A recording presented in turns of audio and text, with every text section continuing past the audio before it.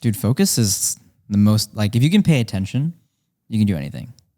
People can't pay attention though. No, they really everything can't. around us is designed to take away our attention. Yeah. But I guess we should get into it. So welcome to the podcast. Thank you for having me. Of course, you're the founder of F.inc Labs. How would you explain F.inc Labs?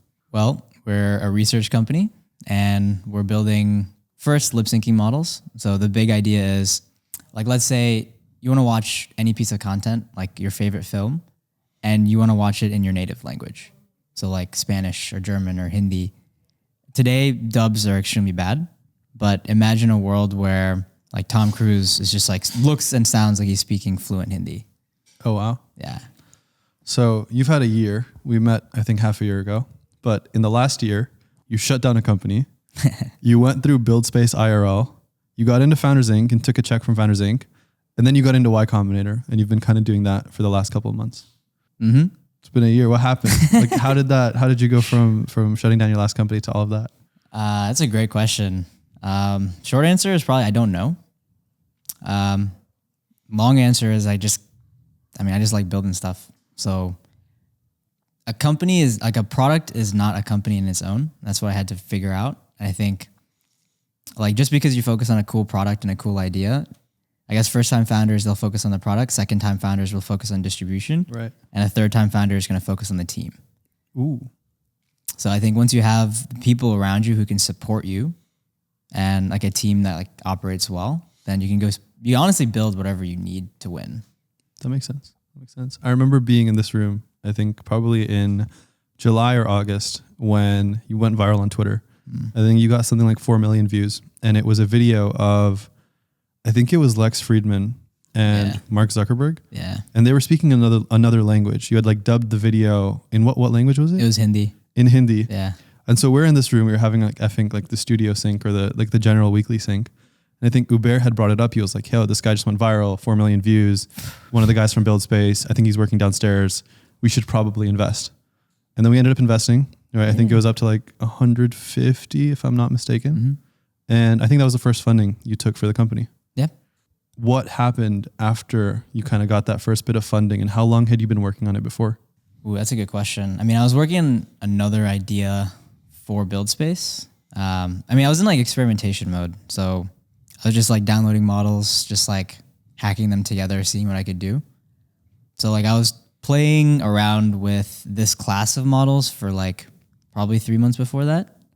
But this is like the first application for dubbing that I just like I hacked it together, put a demo, and I had like the beginnings of a team. So yeah, it was probably like about a month that we were working on this.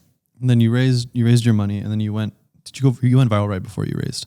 Yeah. How did going viral actually impact the product? Were you collecting like emails? Did you get a bunch of users? Oh off yeah. Of it? I mean, okay, I made a mistake in the first like post.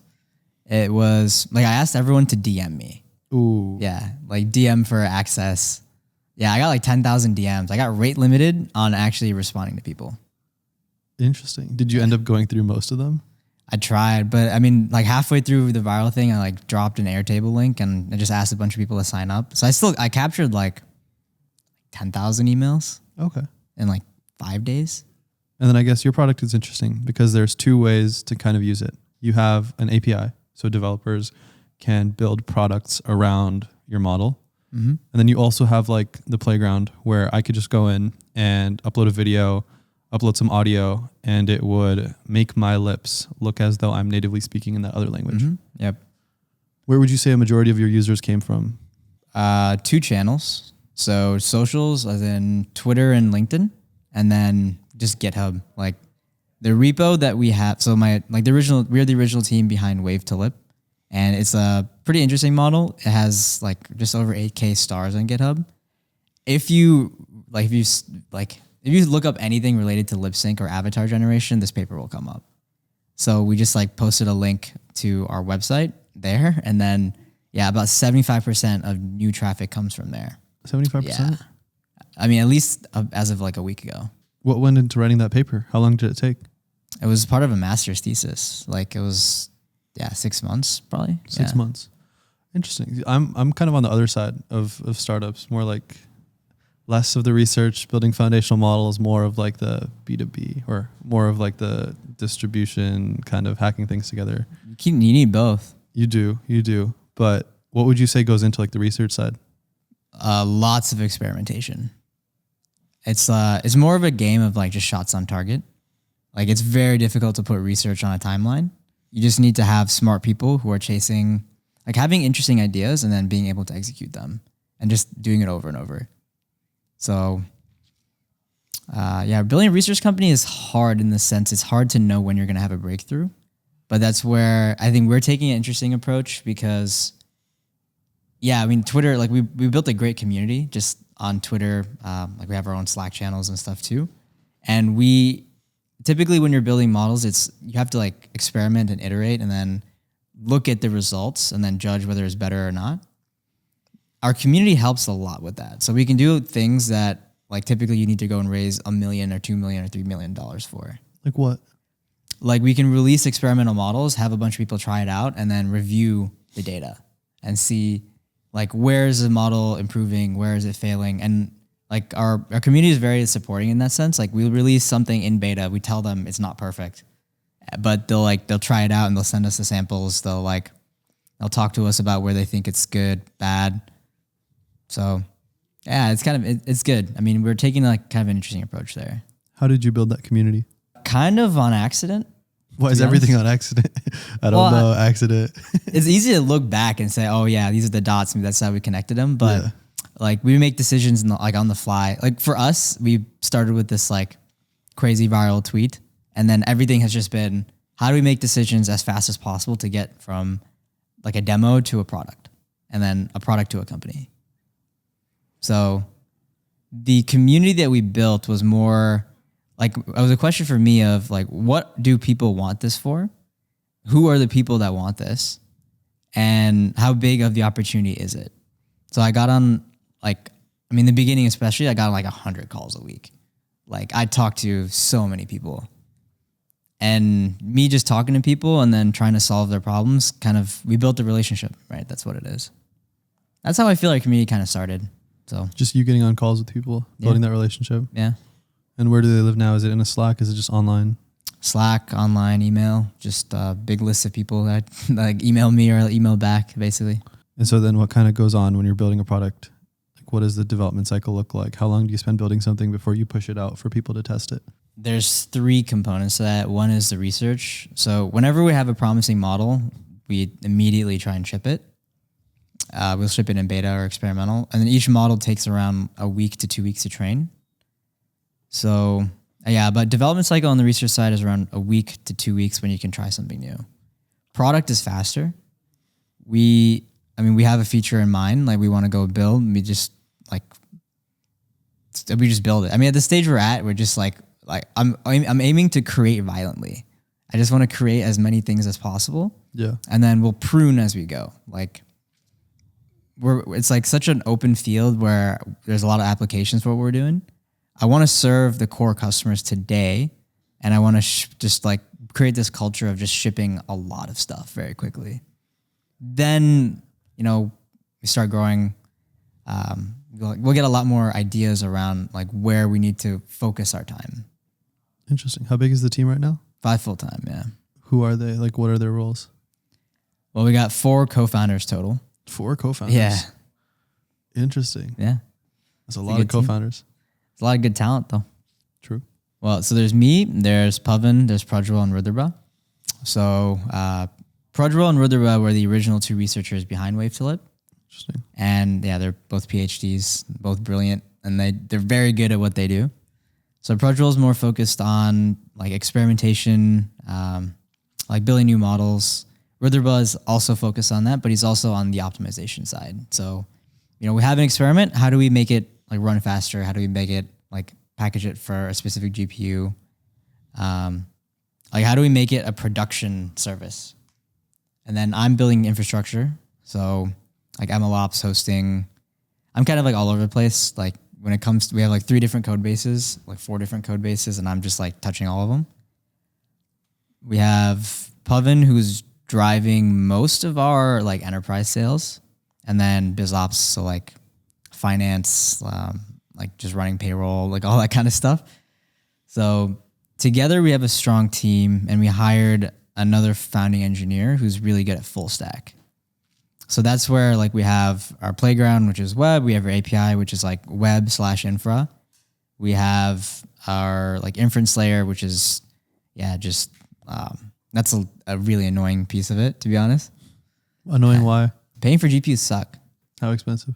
Last 2 days, we've burned roughly $7,000 in just inference. Just inference. Yeah. On the research, we're spending $15,000 a week to train models. And are you generating revenue off your product right now?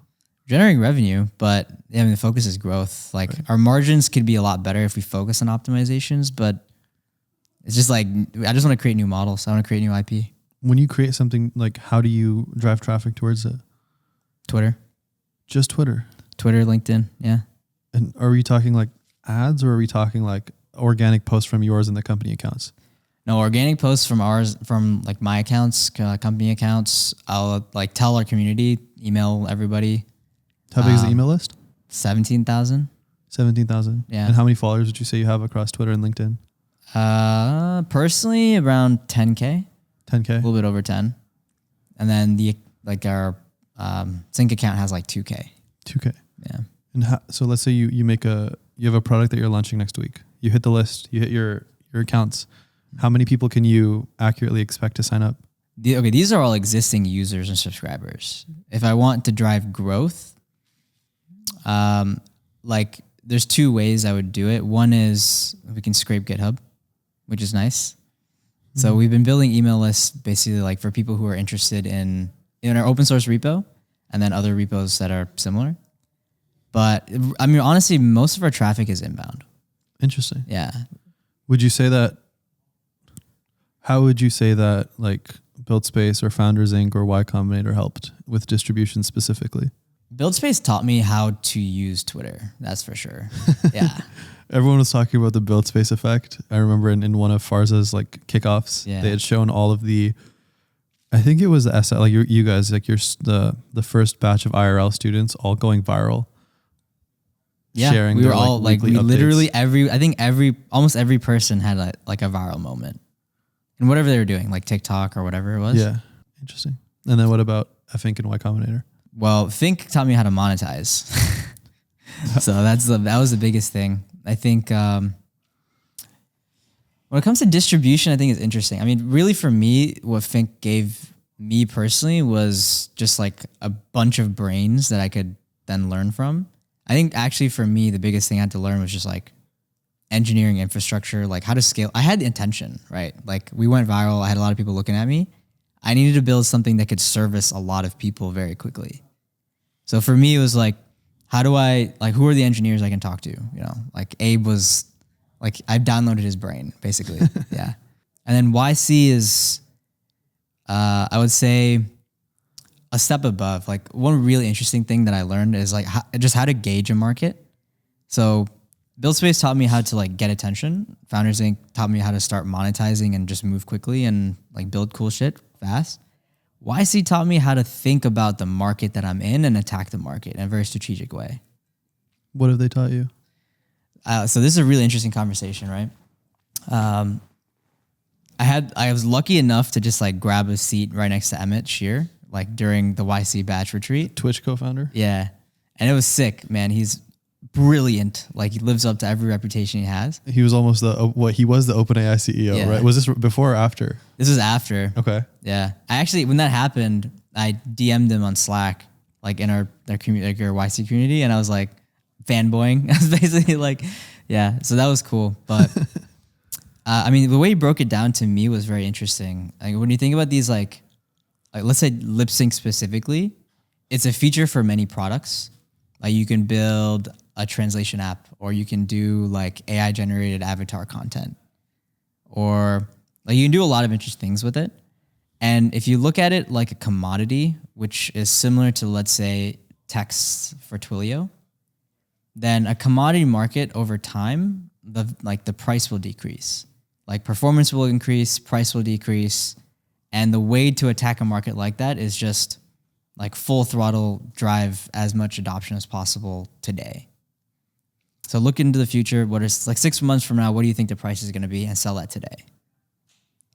Because like, for example, let's say you're a developer and you need text in your application, like Twilio is really the number one. And in a market like a commodity market like this, there's going to be 1 or 2 big players and then a bunch in the long tail. The 1 or 2 big players make the most money. Right. They're either the guy or the other guy, right? Like that's what it is. So for us, it taught me, that's just like one example. It just taught me like, okay, in the market I'm playing in, what is the strategy that's ripe for this? And so taking that exact example and applying it to what you're building on, which is like AI models, how do you see communication and like the way we actually interact on a day-to-day basis changing once AI latency is, below 2 milliseconds or below 1 millisecond? And once we're at a point where it's like people are walking around with the Vision Pro on their head, speaking completely different languages, but they're all able to interact. Yeah. I think that's like going to happen. Like, I think that's an inevitability. How far out? The Vision Pro thing is too expensive for like massive adoption very quickly. But I would say the next 5 years for sure, it's gonna be the iPhone. Like, this is the iPhone 1 moment, right? Right. Like 5 years down the road, everyone's gonna have some version of this. I think we can probably do something faster today just with I do want to build for the Apple Vision Pro, but I also want to make sure that like what's a market today that's large enough that we can just go and execute on. And I think we can do real time is not far away from us. That's crazy to think about. It's also like at a time right now where everything seems to be moving to meet in the middle. And what I mean by that is we have the Vision Pro or let's take the Quest, for example, the Quest Pro, which was a super powerful, super chunky thing. Then the Quest 3, which is kind of smaller, pass-through is perfect. The experience is really good when you use it. And then you have the Ray-Ban Metas, which the form factor is basically perfect. You can't really tell that someone's using it, especially if they put electrical tape over the recording sensor. The microphone works really well. And it feels like we're going to meet in the middle to where in the short term, like in the next few years, we're going to see AR glasses that I could put on and I could walk in like China, for example. I can speak whatever language I'm speaking. But the cool part is more that if I'm speaking to you and I don't know the language you're speaking, I will see a rendered version of you speaking in your language that I don't understand, translated in a way to where it's my language that I understand and I hear it. And I feel like that will change a lot. Have you ever read Hitchhiker's Guide to the Galaxy? Of course, yeah. After Elon Musk recommended it. He was like, that's my favorite book. I was like 14. I was like, I have to read it now. Oh my God. But you remember the babblefish? I do, yeah. Dude, that's like a real thing that we could go and build. Like, we are building like all the pieces of that stack are coming together now. Like, there's no reason why language will ever be a barrier in every generation to come. And so once the communication layer is basically the same for everyone, and once that is no longer a barrier to entry, what will determine winners and losers? I think it's a level playing field. I think it just levels the playing. Everyone who's smart will get an opportunity to learn in the way that they're suited to best. I think it will democratize access to a lot of things. Like, for example, jobs. Like the biggest problem to hiring someone across the world, okay, time zones is an issue, but like remote work is happening more and more frequently. You can do asynchronous, like you can code asynchronously, you can write documents asynchronously, but the biggest barrier to having someone who's really smart in another country that doesn't speak English work at Meta, for example, is the language barrier. If you can't effectively communicate with the rest of your teammates, then it adds like a layer of, it just like slows things down, right? Slows things down, the risk of miscommunicating, the risk of doing something wrong increases. So I think like when language becomes in a sense like obsolete, yeah, like it'll open up the world to I think another level of just collaboration, and like ideas will come from a lot of new places. This argument of like, or this perspective of like, AI will level the playing field is something that has been talked about a lot, especially in the last year or two. I was talking to Sharif about AGI and kind of his prediction, his timeline, how he thinks it'll change the world. And so I'm curious to get your take as well. Outside of just specifically AI translation, do you think that AI, as much as it'll level the playing field, do you think it will also start to compete on that playing field? Will it compete on the playing field? Like, Okay, if we define AGI as like an artificial entity that can do everything a human does, but probably better, then that's a very scary thing. But I don't think in a sense, it's scary because, yeah, it could like automate a lot of people away. So you think if it works like that, it will automate people away? I think I would like to give people the benefit of the doubt to say, if a tool like this comes out, you will learn how to use it and leverage it to your advantage. I still think humans would be able to do a lot of things, many things that like a hyper like intelligent reasoning engine will not be able to. But right now, I'm playing devil's advocate here, but ChatGPT has been out for a little over a year. GPT-3, when it came out, super good. When 4 came out, it made 3.5 look like it was useless. And now they're using 4 to build 5. But still, so many people don't know how to use it. And they actually don't know how to prompt, or they just haven't cared enough to figure out how to leverage GPT to make themselves just that much more capable. But the ones who have basically have superpowers. Yeah. Like the ones who have figured out how to use AI in their daily workflows, and the people who have figured out how to, like content creators who use AI to generate more content, better content, more attractive content, coder, like people who are programmers who have figured out how to use code to write much more code, like much more efficient code, cleaner code, faster code, better code. People who are lawyers who are starting with things like Harvey, who are figuring out how to be more, just get more done. Yeah. It's like everyone who has figured out how to get more done is that much more ahead of everyone else. Do you not think that that same thing will continue to happen, even if the barrier to entry as far as getting good at AI gets lowered? Hasn't that barrier always existed? Hardworking people will always get ahead. Isn't that the same thing? Like hardworking people who, like they always go and leverage the tools that are available to them, or they go find the tools to go and grow, right? Like at the end of the day, you're leveling the playing field, but you're like everyone on the field has different capabilities, and everyone is going to play the game differently and grow at different rates, right? Yeah. And I think that's actually a better way to think about it. Like give everyone the same ground level advantage and see what people do with it. Interesting. Yeah. So you right now, you're a founder, you have a team, you've raised a bunch of money, and you're very kind of like aware of what's in the AI space. How are you using AI right now to like over leverage yourself? My teammates make fun of me because like they have never, I have like ChatGPT everywhere. Like I've plugged into like every aspect of my workflow. Really? Yeah. Like what? I'm a full-time Cursor user first. Okay. So I code like 100% all of my time in Cursor. Nice. Sick. It's amazing, phenomenal tool. I use Warp, which... The terminal. Yeah, the terminal. AI terminal. I use that as well. Yeah. Superhuman AI writing for simple things is easy, but I prefer to just write emails myself. Like I also don't write very long emails. Like I'll create snippets and templates and all that kind of stuff. But if I need to... Like I'll just throw a bunch of notes into Otter. Like I'll just go on a walk or something. I'll just like talk it out, and I'll just have GPT just like format it into an email that I need to send. I've only recently started using Otter, and game changer, because now every time we have a brainstorm or we have a meeting, I'm usually the one to take notes. I remember I got advice a year ago. It's like the person who takes the notes is the person who controls like the meeting and who controls the information in your company.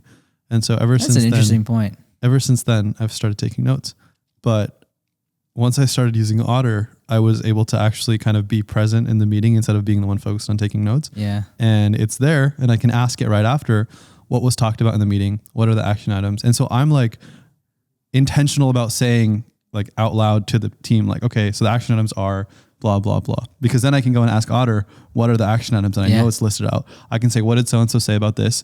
And it's just like a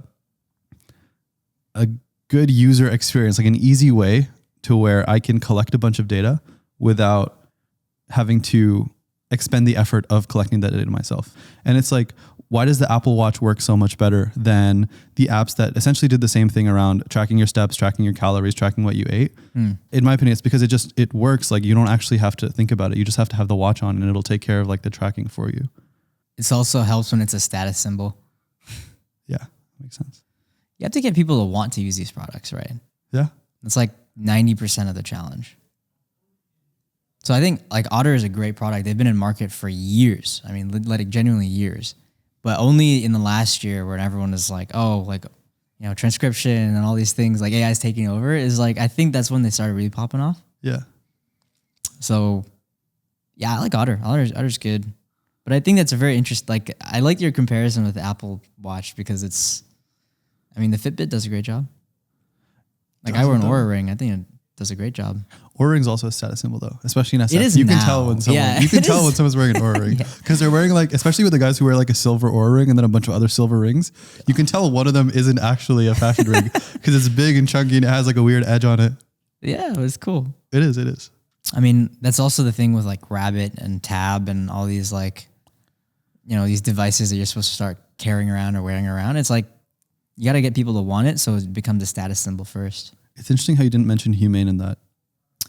Like, and I feel like a lot of people, I have the same conversation with a lot of people. None of them mention humane anymore. It's always Rabbit, Tab, and then there's one other. I forgot what it's called. I think some people mention Rewind. Yeah. Why do you think that is? As a founder, I think we're just paying more attention to like Avi and Tab just because he blows up on Twitter all the time. I think he's a good case study for how to market your product. And he's a very good case study for how to build a really good product too.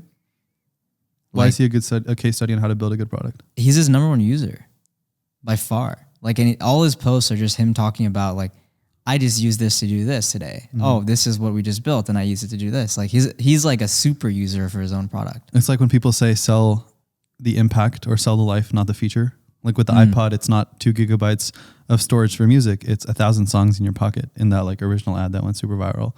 Or like with the iPhone, you're not saying here's like a 5 megapixel camera. You're just showing the pictures it's able to take. But it's even more raw than that. Like I think nowadays, Apple, of course, like, mastermind and just getting people to do what you want them to do. But I think it's more like in the age we're in now, people tune into people. We have too many choices for where we want to spend our attention, especially on like socials and like just like the world we live in today. When you tune into people doing interesting things, like Avi is just literally showing himself using his product every day. You build like a personal brand and you can do a lot with that. That's something that I've learned recently, actually. How are you trying to build your personal brand then? I see you with the videos Hadi makes. Yeah, I'm trying. I mean, I'm not trying to build a brand, but I'm just trying to bring people along for the ride. You know what I mean? Document, don't create. Yeah, I guess. Is that a thing? Like, yeah, document and don't create. I like that. It's just like, we do interesting stuff. I just want to tell people about what we're doing, How do you document that interesting stuff in a way that doesn't impede on the interesting stuff? Like one thing we've talked about is like, why don't we have a camera follow us around while we make stuff at Founders Inc? It's like, we don't want a camera following us around. We don't want the things we say to be, well, speaking for myself, I don't want the things I say, a lot of them, to be recorded. Yeah. I think it's a balance and it's tough. It takes time to make content, but at the end of the day, it's like, it's worth it to do, right? Like it's an investment in your future. It's also an investment in the community. It's an investment in just like, for me, I big fan of Novel. Like there's 4 things that we can do to create leverage.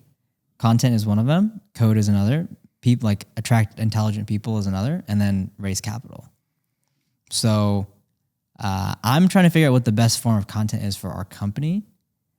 And I think document, not create is a good way to put it. Because like we're playing in such an open, wild, like green space that it's almost like we're pirates, we're just like on a ship. And I just want people I want people to look at us like, Luffy is leading the ship and, it's just like, we're just having adventures. That's it. What do you think you want the company to turn into in the next few years? I want to build sick models. You want to build models? Yeah, I want to build sick models. Like I think like there's a huge opportunity in this space. Where's the opportunity? Like what happens if you win? Everyone's focused on building very strong reasoning engines. So obviously ChatGPT changed my life. It changed a lot of people's lives. 100%. Like to your point of not everyone is like investing their time into learning how to use it. It's true because like I'm a nerd. We're all nerds. Like at Founders Inc, we're all nerds, Facts. But the reason is we're used to like going online to like a forum or like reading people's like. So you add Reddit to the end of your search before you search anything on Google. Yeah, like we're used to doing this kind of like the stuff where we're like communicating with others over the internet and like text is like just chatting and using a chatbot is normal. Most people are not like that.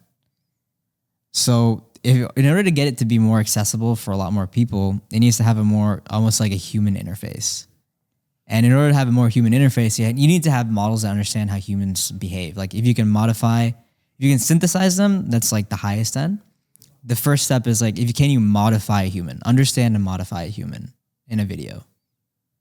So then imagine you have like a virtual like you have a synthetic human you can talk to that is powered with the reasoning engines that we're creating today. Dude, the idea of synthetic humans is so interesting. I remember like a week ago when the Vision Pro came out and people were starting to like meme, or people were starting to make fun of like the avatars that you get when you set up a Vision Pro. Do you know what I'm talking about? Yeah. Someone tweeted like, this is going to be a breakthrough in therapy because now you can talk to yourself in a way that has never been seen before. Bro, and that's like, wild. That's one way to think about it. Another thing is like having a version of myself, if AI is good enough, to where I act as my own assistant. I act as like the first line of defense to phone calls, emails, texts, whatever. Oh, for sure. Yeah. Like cloning yourself, you know? But it sounds too futuristic to feel like I will experience it or to feel like it could be good enough. And I feel like that's something that continues to get broken. Like I used the Vision Pro after seeing the launch 6 months ago, or after seeing the announcement. I'm like, there's no way it's going to be that good. I used it. It was that good. Yeah. And like that just continues to happen over and over when you, especially like using your friends' products, when they explain that it's going to do something, you're like, okay, that's a good pitch, but like, is it actually going to work? And then it works. Yeah. You think it's far off? Really?